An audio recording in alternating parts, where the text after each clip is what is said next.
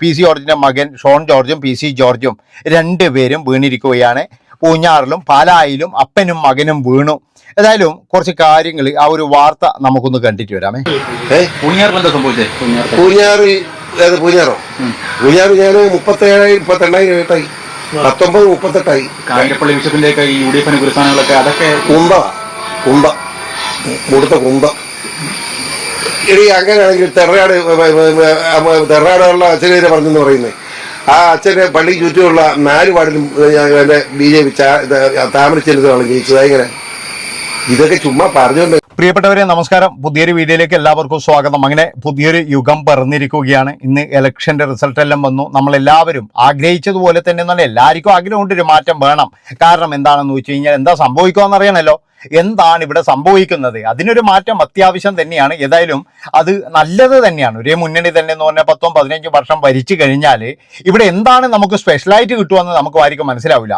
ഇനിയിപ്പോഴും നമുക്ക് 5 വർഷം വിലയിരുത്താം. എന്തൊക്കെയാണ് പിണറായി ചെയ്തതിൻ്റെ മുകളിൽ എന്താണ് ഇനിയിപ്പോൾ അടുത്ത മുഖ്യമന്ത്രി ചെയ്യാൻ പോകുന്നത് എന്നുള്ളതിൽ നമുക്ക് എന്തെങ്കിലും ഒരു തരത്തിലുള്ള ഒരു താരതമ്യം ചെയ്യാൻ കഴിയും. പക്ഷെ അപ്പോഴും പറയുന്ന ഒരു കാര്യമുണ്ടായിരുന്നു, ഞാനും അപ്പനും ആരില്ലെങ്കിലും ഞാനും അപ്പനും അവിടെ നിയമസഭയിൽ ഉണ്ടാകുമെന്ന് വെല്ലുവിളിച്ച ഒരാളുണ്ടായിരുന്നു. വേറെ ആരുമല്ല, നമ്മുടെ ഷോൺ ജോർജും പി സി ജോർജുമാണ്. ഒരുപക്ഷെ പി സി ജോർജ് എന്ന് പറയുന്ന ഒരു മനുഷ്യൻ ഇനി എടുക്കാ പൈസയാകാൻ പോവുകയാണ്. അദ്ദേഹത്തിന്റെ രാഷ്ട്രീയ ഭാവി ഇവിടെ തീർന്നു എന്നാണ് എനിക്ക് പറയാനുള്ളത്.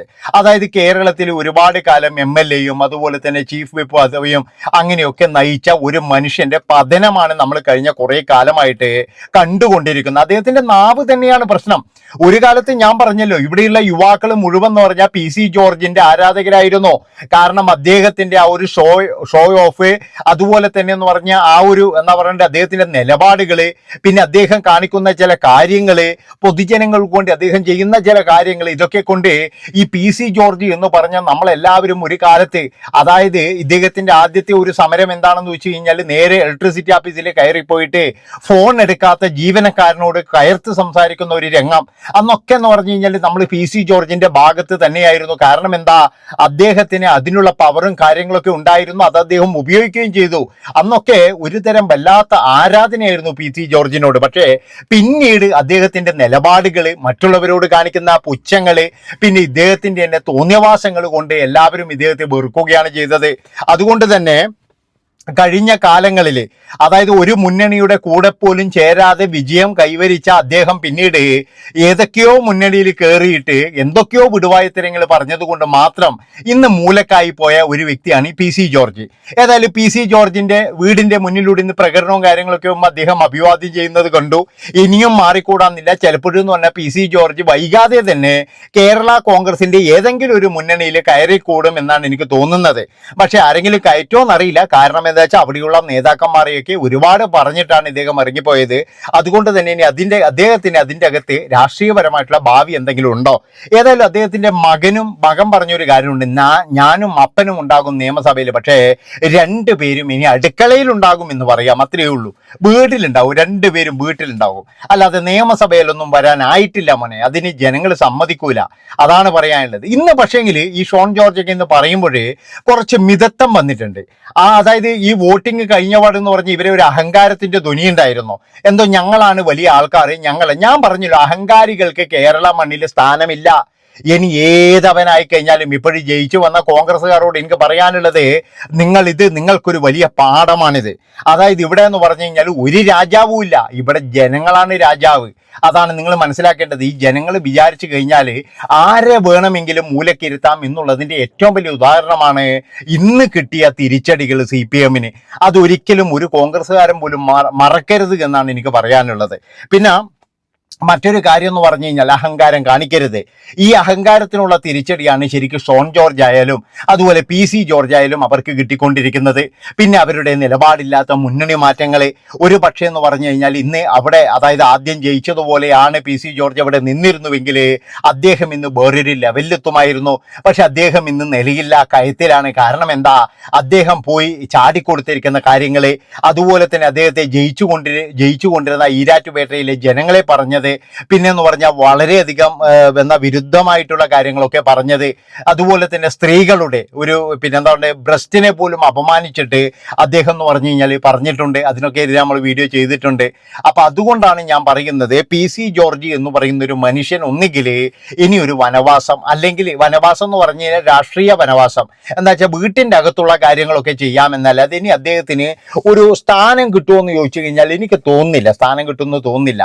കാരണം അദ്ദേഹത്തിൻ്റെ അത്രത്തോളം അദ്ദേഹത്തെ ഞാൻ പറഞ്ഞല്ലോ, അദ്ദേഹം ഏത് മുന്നണിയിലാണ് പോയത്?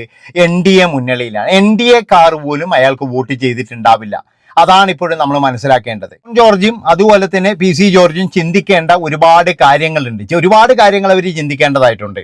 കാരണം എങ്ങനെയാണ് ജനങ്ങളുടെ മനസ്സിലേക്ക് കയറുക, അല്ലെങ്കിൽ എങ്ങനെയാണ് അവർക്ക് പുതിയതായിട്ട് അവർക്കുള്ളത് ഒന്ന് കണ്ടെത്താൻ കഴിയുക. ഒരുപക്ഷെ എന്ന് പറഞ്ഞാൽ ഷോൺ ജോർജൊക്കെ എന്ന് പറഞ്ഞാൽ ഇപ്പോൾ ഒരു MLA ആകേണ്ട ഒരാൾ തന്നെയായിരുന്നു. ജനങ്ങളെ വെറുപ്പിച്ചത്, പിന്നെ കത്തോലിക്ക സഭകളെ വെറുപ്പിച്ചത്, അങ്ങനെയൊക്കെ പറഞ്ഞിട്ട് ഒരുപാട് വിവാദങ്ങളും കാര്യങ്ങളും ഒക്കെ ഉണ്ടായിരുന്നു. ഞാൻ പറയുകയാണല്ലോ, ഇവിടെ എന്ന് പറഞ്ഞു കഴിഞ്ഞാൽ അഹങ്കാരം കാണിച്ച ഒരു വ്യക്തി പോലും ഇവിടെ നിയമസഭയിലേക്ക് പോകൂല, ഇനിയോട്ട് പോകാനും പോകുന്നില്ല. ഇനിയെങ്കിലും അത് നേതാക്കന്മാർ തിരിച്ചറിയണം. അതുപോലെ തന്നെ PC ജോർജ് അദ്ദേഹത്തിന്റെ കൊമ്പുകളും അദ്ദേഹത്തിന്റെ തണ്ടുകളും എല്ലാം അഴിച്ചു വെക്കണം. അദ്ദേഹം നല്ലൊരു മനുഷ്യനായിട്ട് തിരിച്ചു വന്നിട്ട് വീണ്ടും അയാൾ വേണമെങ്കിൽ കേരള കോൺഗ്രസിന്റെ ഒരു പാർട്ടിയായിട്ട് പ്രവർത്തിച്ചു കഴിഞ്ഞാൽ അങ്ങേർക്ക് ഇനിയും സാധ്യതയുണ്ട് എന്നാണ് എനിക്ക് തോന്നിയിട്ടുള്ളത്. ഇപ്പോഴും പക്ഷേ അദ്ദേഹം ധാർഷ്ട്യത്തിന്റെയും അഹങ്കാരത്തിന്റെയും പാതയിലൂടെയാണ് പോകുന്നത്. അതാണ് PC ജോർജ് എന്ന് പറയുന്ന ഒരു മനുഷ്യനെ അയാൾക്ക് ഏറ്റ തോൽവികളും. പിന്നെ വേറൊരു കാര്യം, ഈ PC ജോർജിന് ഞാൻ പറഞ്ഞല്ലോ ആദ്യമൊക്കെ എന്ന് പറഞ്ഞാൽ യുവാക്കളുടെ പിന്തുണ ഒരുപാടുണ്ടായിരുന്നു. ആ ഒരു പിന്തുണ ഉറപ്പിക്കാൻ വേണ്ടിയിട്ട് അദ്ദേഹത്തിന് കഴിഞ്ഞില്ല. അത് അദ്ദേഹത്തിൻ്റെ ഒരു വലിയ പരാജയം തന്നെയാണ്. ഇനി എന്തൊക്കെ പറഞ്ഞു കഴിഞ്ഞാലും ഇവിടെയുള്ള യുവാക്കളുടെ പിന്തുണ കിട്ടിക്കഴിഞ്ഞാൽ അവർക്ക് പിന്നെ എന്ന് പറഞ്ഞു കഴിഞ്ഞാൽ നല്ല സാഹചര്യം തന്നെയാണ്. പരമാവധി ജനങ്ങളെ വെറുപ്പിക്കാതിരിക്കുക, അത് തന്നെ എന്ന് പറഞ്ഞാൽ ഒരു വലിയൊരു നല്ലൊരു മരുന്നാണ്. ഇപ്പോഴെന്ന് പറഞ്ഞാൽ PC ജോർജിന് മനസ്സിലായിട്ടുണ്ടാകും താൻ വിചാരിച്ച പോലെയൊന്നല്ല കാര്യങ്ങൾ. താൻ വിചാരിച്ചാലൊന്നും ഒന്നും നടക്കാൻ പോകുന്നില്ല. ഇവിടെയുള്ള ജനങ്ങൾ ഇച്ചിരി അരിയാഹാരവും കാര്യങ്ങളൊക്കെ കഴിക്കുന്നതാണ്. അവിടെ നിന്ന് അങ്ങോട്ട് വരുന്ന എല്ലാ കാര്യങ്ങളും ഉരുട്ടി വിഴുങ്ങാനൊന്നും ഇവിടെയുള്ള ജനങ്ങൾ നിൽക്കത്തില്ല. അതുകൊണ്ട് തന്നെ താൻ കുറച്ച് അടങ്ങണം എന്ന് അദ്ദേഹത്തിന് ഇപ്പോൾ മനസ്സിലായിട്ടുണ്ട്. ഇന്ന് അദ്ദേഹത്തിൻ്റെ ആ ഒരു സംഭവം, അദ്ദേഹത്തിൻ്റെ വീടിൻ്റെ മുന്നിലൂടെ പോകുന്ന ആഹ്ലാദ പ്രകടനങ്ങൾ, ആ പ്രകടനങ്ങൾ പോകുമ്പോൾ അയാളെ അഭിവാദ്യം ചെയ്യുന്നത് കണ്ടപ്പോൾ എനിക്ക് തോന്നിയത് എന്താണെന്ന് വെച്ചാൽ അയാൾ ഒരു നല്ല മനുഷ്യനാകാൻ തീരുമാനിച്ചിട്ടുണ്ടാകുമെന്നാണ്. പ്രതീക്ഷയൊന്നുമില്ല കേട്ടോ. ഉള്ള കാര്യം എന്താ പറയുന്നതിന്, എന്തൊക്കെയായാലും ശരി, അദ്ദേഹം ഈ കോൺഗ്രസ് മുന്നണിയിൽ നിന്ന് പോയതിൽ പിന്നെ അദ്ദേഹം എന്ന് പറഞ്ഞാൽ സംസാരിക്കുന്ന കാര്യങ്ങളൊക്കെ ഒരു അഹങ്കാരിയുടെ സംസാരമായിരുന്നു. ഒരു അഹങ്കാരി, അതായത് ആ അഹങ്കാരത്തിന് ജനങ്ങൾ കൊടുത്ത ഒരു തിരിച്ചടി തന്നെയാണിത്. അല്ലാതെ പിന്നെ എന്തോന്നല്ല ഇത്.